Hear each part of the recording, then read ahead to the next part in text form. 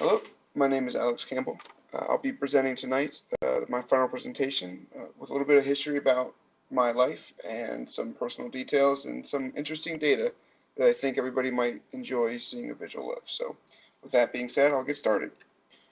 So I was born in Honduras in 1991, and I was adopted into the U.S.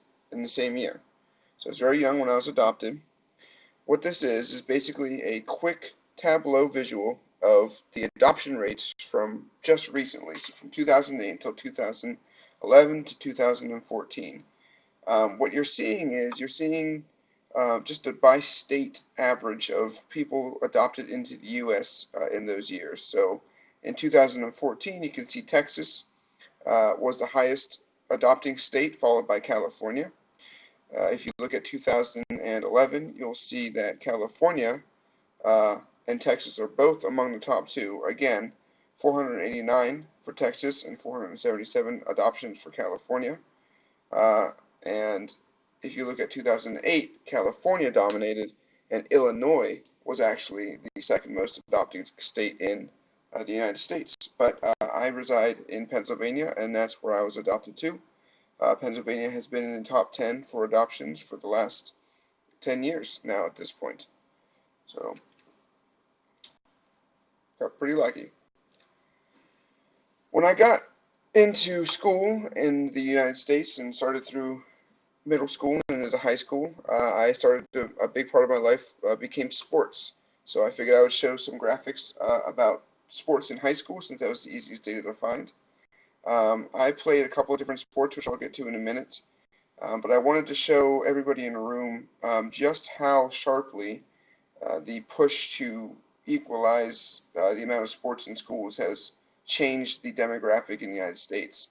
So as you can see here, in 1974, 1975, just around that time, there was only about 0.3 million females in the United States in high schools who were playing sports, as opposed to about 4 million males.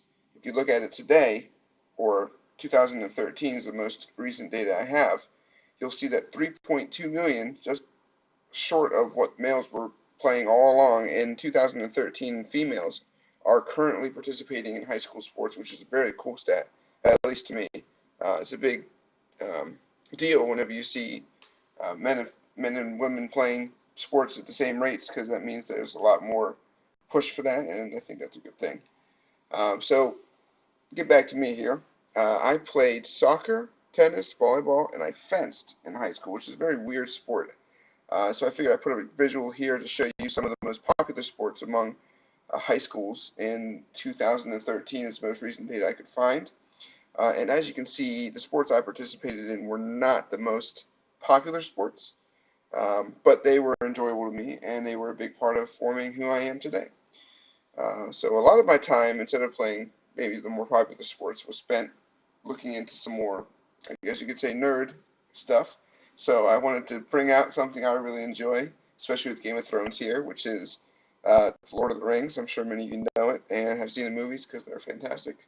I want to run through a quick word map using Jeffy of one of my favorite books, Lord of the Rings. So if you'll see here, I started a map of all the characters and how they're connected. So basically at this very first stage, you can see the main characters. You see Aragorn, Gandalf, Frodo, Ring, Sauron, some of the main characters.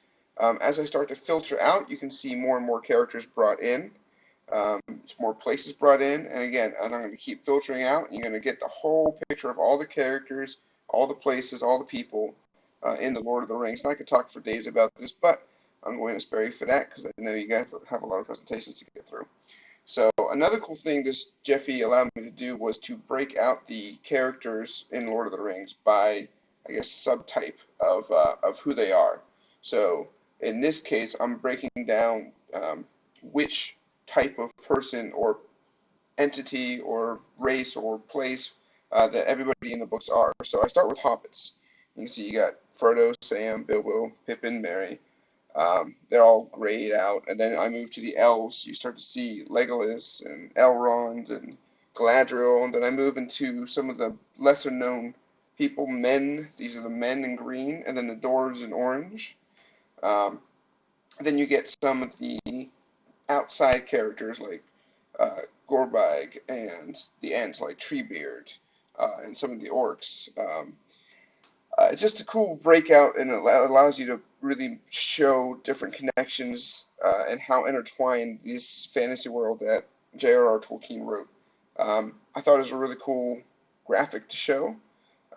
Unfortunately, I couldn't get my preview working in Jeffy, so this is the best I could do, which was basically screenshotting the screen for you guys to see this breakdown and trying to be a little bit dynamic with it. So hope you enjoyed that. All right. Lastly, after I graduated high school and read Lord of the Rings and played some sports, I went to Carnegie Mellon. So I wanted to make a word map to kind of highlight what Carnegie Mellon pushed whenever I was in school. As you can see here, the main words Carnegie Mellon, obviously. This is from a engineering brochure, so you'll see a lot of, um, I guess, positive words, as you would say, for engineering students. So problem, study, technology, admission, um, work life. That was a kind of a joke because there wasn't really any work life. It was only work, no life.